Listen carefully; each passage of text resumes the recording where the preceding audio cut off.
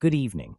Welcome to the first episode of Exposing Controlled Opposition, a series that unpacks the agents of distraction, the gatekeepers of division, and the figures propped up to mislead the masses under the guise of rebellion. Tonight, we begin with Stephen Yaxley-Lennon, better known as Tommy Robinson. In the next few minutes, we'll show you how this so-called street patriot is not a voice of the people, but a carefully positioned instrument of powerful interests, manipulating truth, hijacking outrage, and profiting from engineered division. First, consider where his money really comes from. He's received more than £60,000 from the Middle East Forum, a pro-Israel think tank led by Daniel Pipes. Robert Shillman, a US tech billionaire and major Zionist donor, paid him up to £8,000 a month at Rebel Media. The Gatestone Institute, funded by Nina Rosenwald, has run glowing pieces defending him. These aren't grassroots patriots. They are geopolitical investors buying influence. Next, look at how he uses your outrage. Robinson built his brand on exposing Muslim grooming gangs, selectively citing discredited reports while ignoring expert critiques of their methodology. Every viral clip of him outside a courtroom was engineered.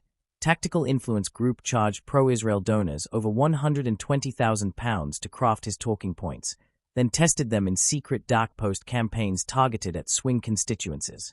Now watch the contradiction. Publicly, he rails against immigrants of Muslim heritage, blaming them for crime and cultural decay. Privately, he's lobbied for importing Indian labor to fill post-Brexit shortages. Culturally compatible workers he says you can trust. He's not anti-immigration. He's anti-certain immigrants. Then there's the money trail. Over £425,000 poured into shell companies, Bubba Media Limited, Red Sam Construction, Aloha Enterprise, registered under aliases at a single Luton address. Funds were withdrawn in large cash sums. Insiders report he spent heavily on cocaine and luxury trips while volunteers went unpaid. Bankruptcy? No. Insulation. Even his inner circle isn't immune to the transactional nature of this operation. Glenn Saffer, once a close associate and security lead for Robinson, reportedly sold internal materials, including communications and footage, to Hope Not Hate for £10,000. Some say it was a betrayal. Others suspect it was just another layer of theater. Either way, it revealed what this really is, a stage play where loyalty is negotiable and narratives are currency. Finally, recognize the bigger play. This isn't about justice or truth.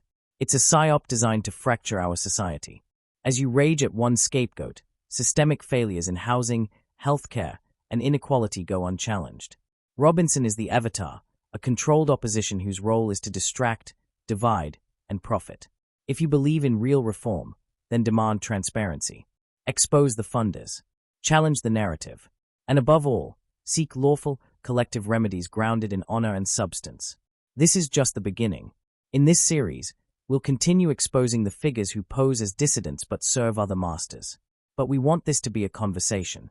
Who do you think is controlled opposition? Which voices should we examine next? Drop your suggestions, leads, or questions in the comments. We're listening.